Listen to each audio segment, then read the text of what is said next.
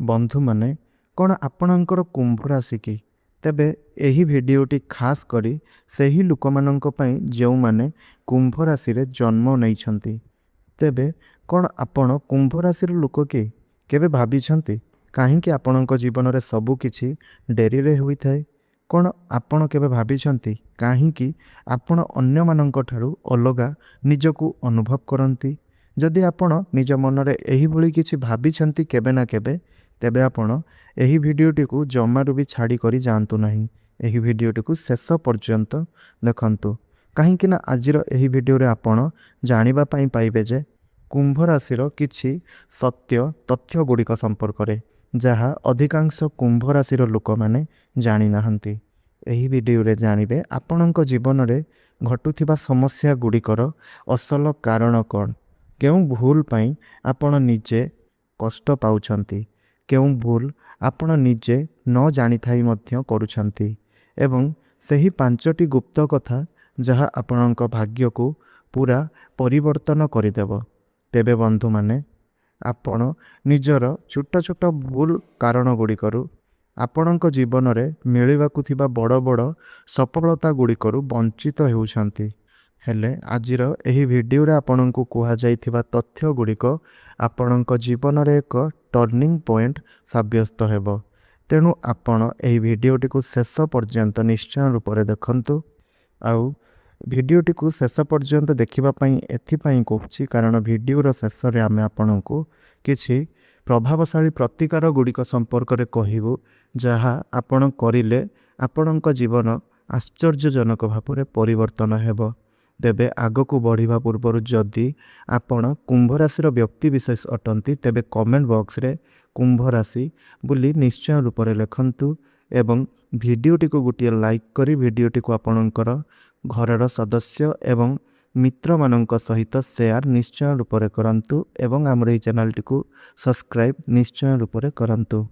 ବନ୍ଧୁମାନେ, କୁମ୍ଭ ରାଶିର ସବୁଠାରୁ ବଡ଼ ବିଶେଷତା ହେଉଛି ଆପଣଙ୍କ ଚିନ୍ତାଧାରା ସମ୍ପୂର୍ଣ୍ଣ ଭିନ୍ନ ହୋଇଥାଏ। ଆପଣ ସାଧାରଣ ଲୋକମାନଙ୍କ ପରି ଚିନ୍ତା କରନ୍ତି ନାହିଁ। ଆପଣଙ୍କ ମନ ସବୁବେଳେ କିଛି ନୂଆ, କିଛି ଅଲଗା, କିଛି ବଡ଼ କରିବାକୁ ଚାହେଁ। ଯେଉଁଠାରେ ଅନ୍ୟମାନେ ସାଧାରଣ ଭାବରେ ଚିନ୍ତା କରିଥାନ୍ତି, ସେଠାରେ ଆପଣ ଗଭୀର ଭାବରେ ଭାବିଥାନ୍ତି। ଆପଣ ସବୁ କଥାକୁ ଭଲ ଭାବରେ ବିଶ୍ଳେଷଣ କରନ୍ତି ଏବଂ ଛୋଟ କଥାକୁ ମଧ୍ୟ ଗଭୀର ଭାବରେ ନେଇଯାଆନ୍ତି। ଏହି କାରଣରୁ କେବେ କେବେ ଆପଣ ଅଧିକ ଚିନ୍ତା କରିଥାନ୍ତି ଏବଂ ମନରେ ଆପଣଙ୍କର ଅନେକ କଥା ଗୁଡ଼ିକ ଚାଲିଥାଏ। ତେବେ ବନ୍ଧୁମାନେ, ସତ କଥାଟି ହେଉଛି ଅନେକ ଲୋକ ଆପଣଙ୍କୁ ବୁଝିପାରିନଥାନ୍ତି। ସେମାନେ ଭାବିଥାନ୍ତି ଆପଣ ଅଲଗା ବୋଲି। କେବେ କେବେ ଆପଣଙ୍କୁ ଭୁଲ ମଧ୍ୟ ବୁଝିଥାନ୍ତି।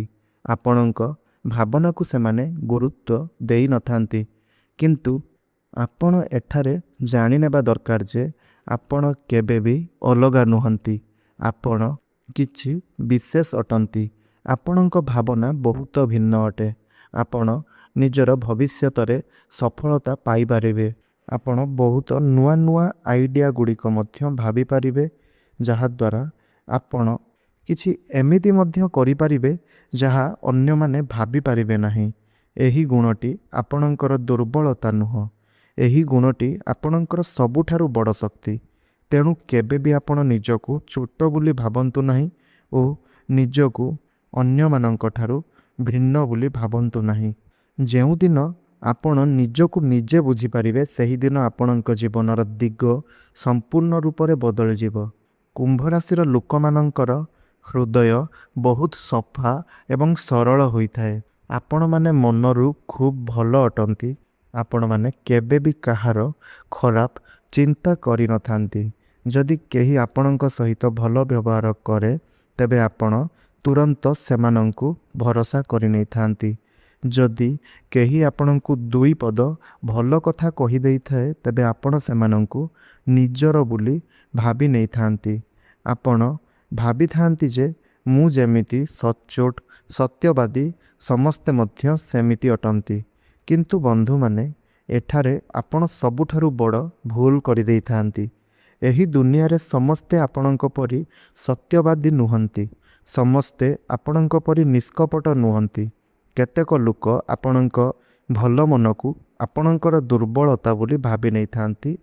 ଆଉ କେତେକ ଲୋକମାନେ ଆପଣଙ୍କ ଭରସାକୁ ସେମାନଙ୍କ ପାଇଁ ଏକ ସୁଯୋଗ ବୋଲି ଭାବିକରି ତାହାକୁ ଆପଣଙ୍କର ଭରସାକୁ ବ୍ୟବହାର ମଧ୍ୟ କରିଥାନ୍ତି। ଆଉ କେବେ କେବେ ଆପଣ ଯେଉଁ ଲୋକକୁ ସବୁଠାରୁ ଅଧିକ ଭରସା କରନ୍ତି ସେମାନେ ହିଁ ଆପଣଙ୍କୁ ସବୁଠାରୁ ଅଧିକ ବେଶୀ ଧୋକା ଦେଇଥାନ୍ତି।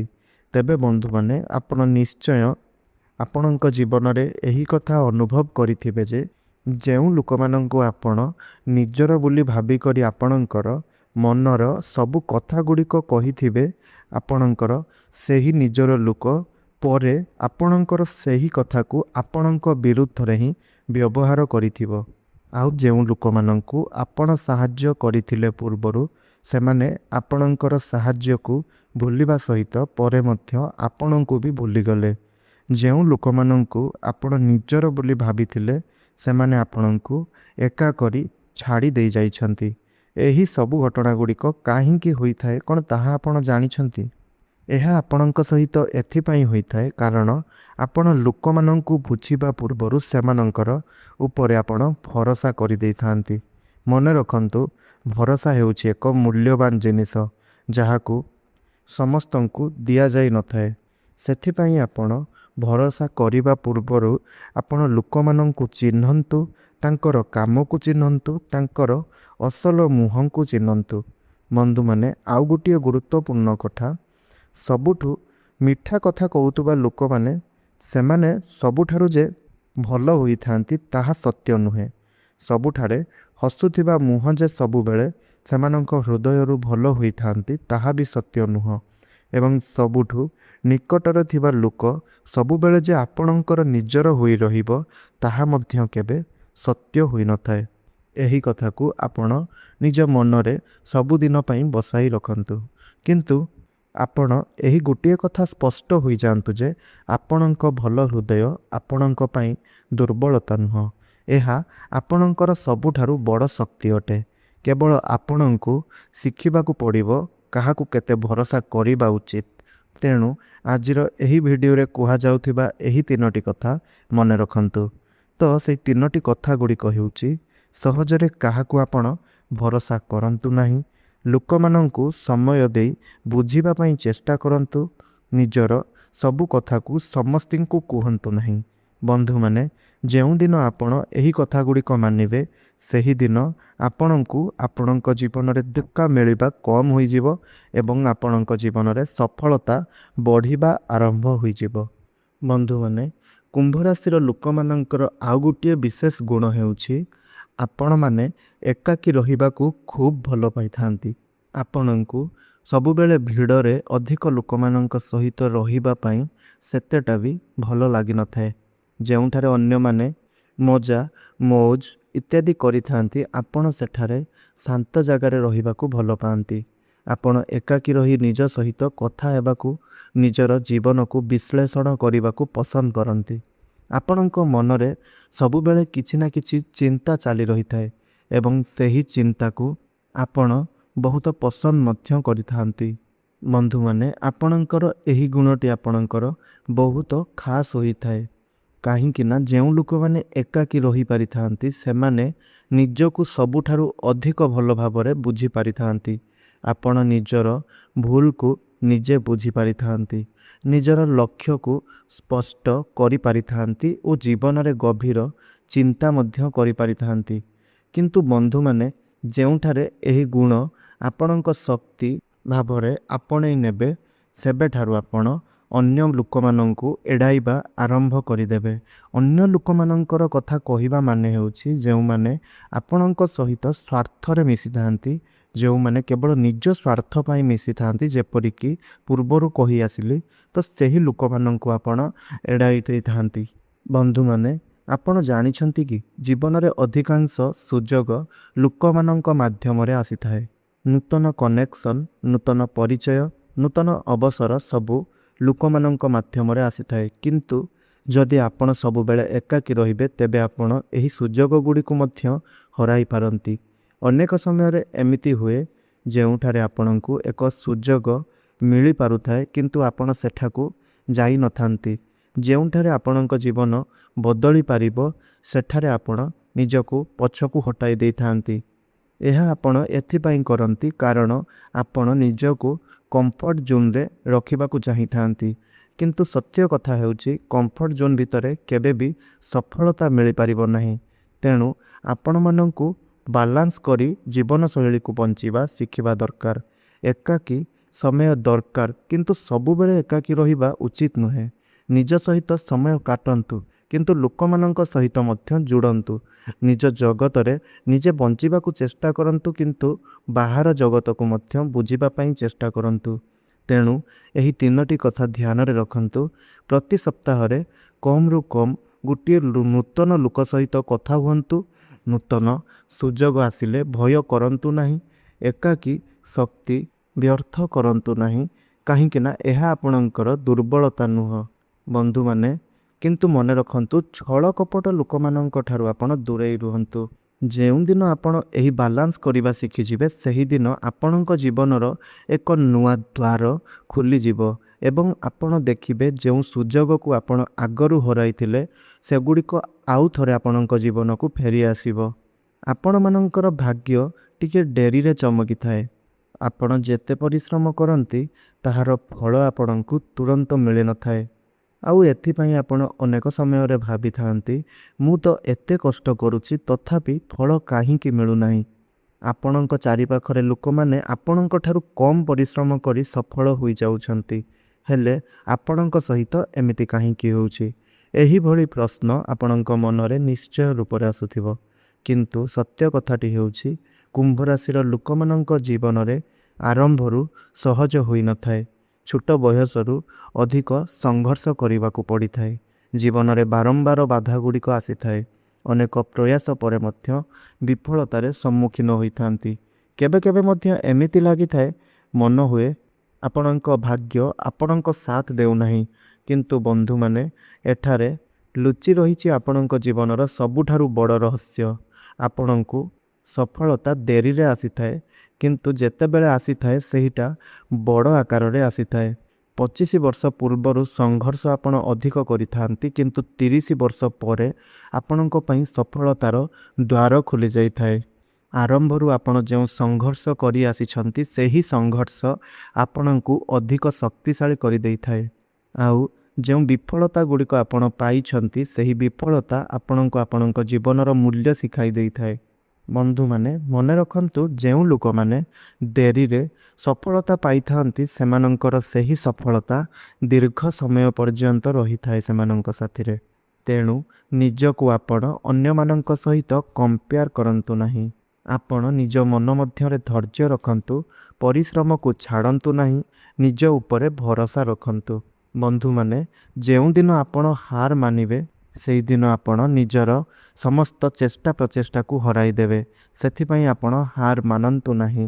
ଦେଖିବେ ଆପଣ ଦିନେ ନା ଦିନେ ନିଜର ଭାଗ୍ୟରେ ଉତ୍ତୀର୍ଣ୍ଣ କରିବେ, ଆଗକୁ ବଢ଼ିଯିବେ। ଆଉ ସେହିଦିନ ଆପଣଙ୍କର ଜୀବନ ସମ୍ପୂର୍ଣ୍ଣ ରୂପରେ ବଦଳିଯିବ।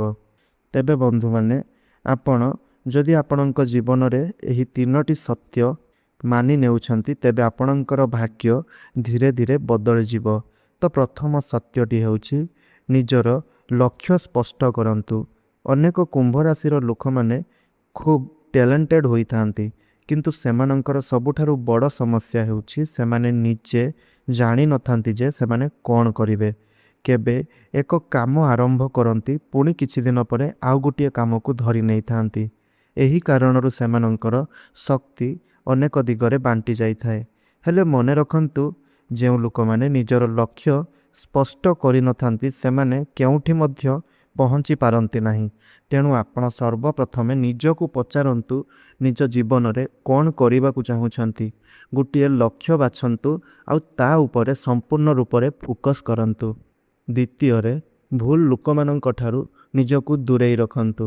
ବନ୍ଧୁମାନେ, ଆପଣ ଆପଣଙ୍କ ଜୀବନରେ ସଫଳତା କିମ୍ବା ବିଫଳତାରେ ଲୋକମାନଙ୍କର ଭୂମିକା ଅଧିକ ଥିବ, ଏହା ନିଶ୍ଚୟ ଲକ୍ଷ୍ୟ କରିଥିବେ। ଭଲ ଲୋକ ଆପଣଙ୍କୁ ଆଗକୁ ନେଇଯାଆନ୍ତି, ତ ଭୁଲ ଲୋକ ଆପଣଙ୍କୁ ପଛକୁ ଟାଣି ଦିଅନ୍ତି। କୁମ୍ଭ ରାଶିର ଲୋକମାନେ ହୃଦୟରୁ ଭଲ ହେବା କାରଣରୁ ସେମାନେ ସହଜରେ ଭୁଲ ଲୋକମାନଙ୍କ ସହିତ ଯୋଡ଼ି ଯାଇଥାନ୍ତି।